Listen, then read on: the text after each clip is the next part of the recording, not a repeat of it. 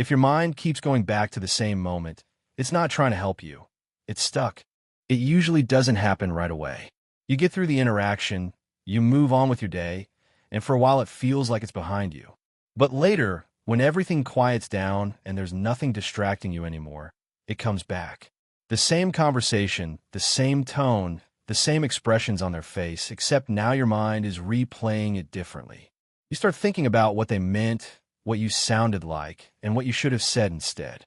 And before you even realize it, you're back inside the moment again. Try to adjust it in your head like there's still a version of it that can finally feel right. At first, it feels like you're trying to understand something. You replay the conversation because you think clarity is somewhere inside it.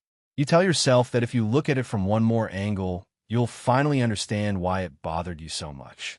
But then something shifts quietly in the background. You stop discovering anything new, and instead you start circling the same thoughts over and over again. At a certain point, this stops being thinking. This is where you're reopening the loop.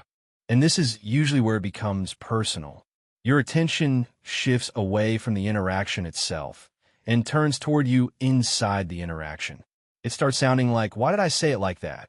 Or, that definitely came out wrong. Or, now they probably see me differently. What began as replaying a conversation slowly turns into replaying yourself inside it. The first time you go back, it feels like curiosity. The second time, it feels uncomfortable. By the third or fourth time, you can actually feel in your body. Your chest tightens a little, your energy drops, and there's this low-level emotional heaviness that follows you around even while you're trying to focus on other things. And the strange part is that it still feels like you're getting closer to an answer, even though nothing is actually changing. There's usually a moment where you realize you're not replaying the conversation anymore. You're replaying your version of yourself in it. You imagine better responses, calmer reactions, stronger eye contact, better timing. Like somewhere inside the replay, there's one version of you that would finally make the whole thing feel complete. But every replay pulls you back into the same emotional place again. So if nothing new is happening, why does it still feel unfinished? Your brain doesn't mark something as finished just because it ended. It marks something as finished when it feels emotionally resolved. And if something about an interaction feels incomplete, awkward, unclear, or emotionally unfinished, your mind keeps returning to it because it thinks there's still something left to solve. But this is the part most people never realize. You're not trying to understand it anymore. You're trying to close it. And your brain thinks it can do that by replaying the moment one more time, hoping that somehow this version of the replay will finally land differently. There's a well-known moment in tennis when Serena Williams lost a match after a controversial call.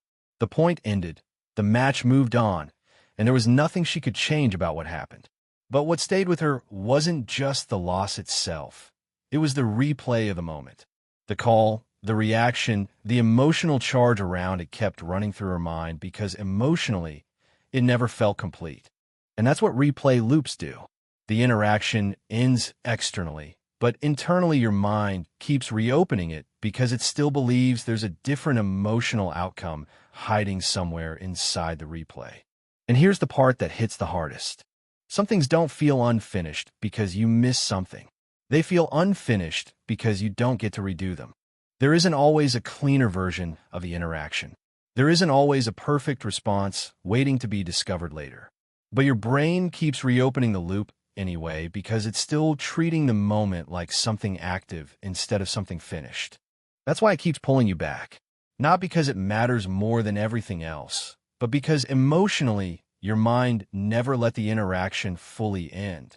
So if replaying it doesn't close the loop, what actually does? Most people think the way out of replay loops is to finally figure the situation out. So they keep mentally revisiting the interaction, hoping that one more replay will finally settle the feeling. But every time you step back into the loop, your brain interprets that as proof that the moment is still active. The loop doesn't stop when the situation suddenly makes perfect sense. It starts loosening when your mind stops treating it like something that still needs to be emotionally reopened. So when it comes back, and it will, the goal is not to solve it again. The goal is to notice it. The moment you recognize you're reopening the loop, That becomes the moment you step out of it instead of following it all the way back down again. And that shift is quieter than most people expect. You pause. You breathe. You recognize that the interaction already happened. Not to dismiss it, not to pretend it didn't matter, but to stop mentally re-entering it like it's still unfolding right now. Because what keeps replay loops alive isn't just the memory itself. It's the repeated emotional re-entry into the memory. And slowly, something starts to change. The replay doesn't disappear instantly, but it loses intensity.